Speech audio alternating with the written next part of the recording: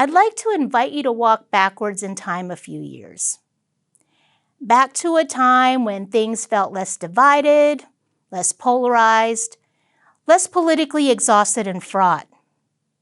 Take your mind there.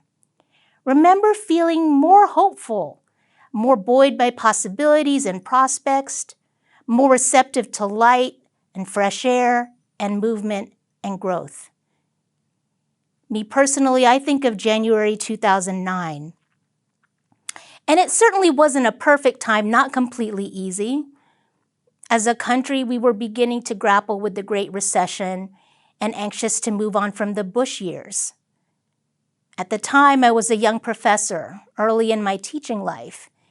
And instead of freezing in the upper Midwest, where the snow had started before Halloween and would end only after Easter the next spring, I was instead freezing in our nation's capital, though more comfortably. I'd spent Christmas break with family and stayed around for Obama's first inauguration. The tricky part was doing all this from a wheelchair. I'd moved cross-country to Minnesota in late summer, and I'd broken my leg 3 weeks in before I'd even fully unpacked my apartment and office, about a week before classes even started. It meant a series of painful surgeries to pin my leg back together, months of physical therapy, an endless succession of casts and boots and wheelchairs and walkers, and navigating a completely new city and new campus with only the help of new colleagues and friend networks cobbled together. People were kind and generous and understanding, but it was still a pretty rough introduction. For a few weeks that winter, though, I got to escape what I called Tundra Town, and I was in DC instead, braving the cold only when necessary and largely not having to deal with piles of snow and ice just to get to the paratransit van that would schlep me around town. When we go to a large event, like New Year's Eve in Times Square, or the parade for the Golden State Warriors after their championship, or a protest march, or a World Youth Day, or even a major arena concert, things can get fizzy as people file in and jostle for position. We can feel the energy of the crowd ratchet up with undeniable anticipation, waiting for a big moment, the big moment. We want to see and hear and feel and touch and taste, belong. And really, as participants and spectators, we want to be swept up in belonging, to say we were there, even when we're peripheral to the story. For President Obama's first inauguration, we were among the enormous crowds filling the National Mall. So imagine the glee and the expectation tinged with excitement and hope and relief. The energy was crackling and electric, even as it was cold enough to see your breath hang in the air and little icicle fogs.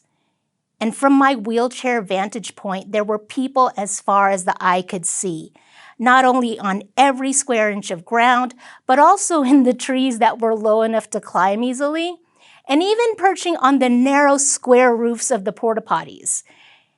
And even with the jumbotrons lining the mall at regular intervals, people just wanted to see, to belong, to claim the moment, to find the kinship of shared experience.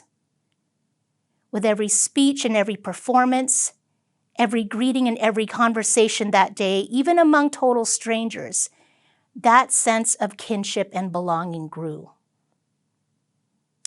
This scene is what comes to mind for me when I hear the story of Zacchaeus climbing the sycamore tree. Luke loves his outcasts, and with his author's eye, his Zacchaeus, the short tax collector dude, is certainly among the memorable ones. At first, he's content to run ahead, stake out a spot with a good view, and observe the action to see what's going on. But then he gets called down from the tree to be at the very center of things, hosting Jesus and his disciples, and he doesn't feel quite worthy. Honestly, I relate to his predicament deeply as a person who is also short.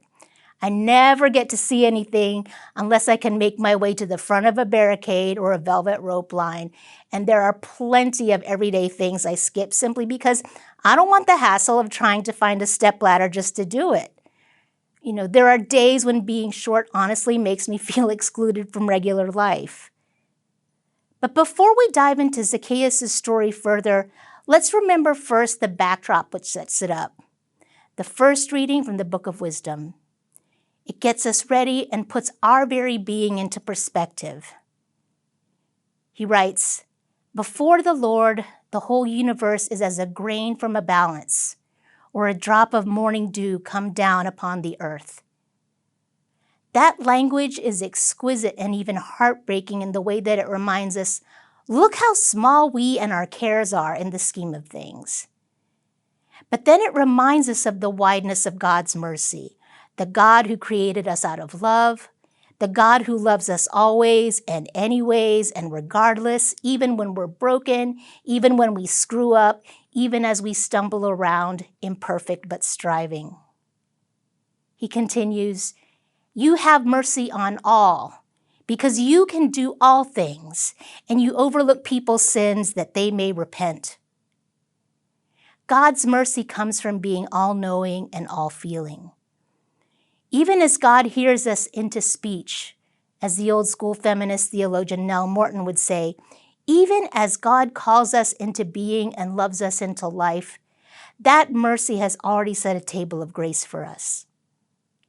He continues, "You love all things that are and loathe nothing you have made. For what you hated, you would not have fashioned."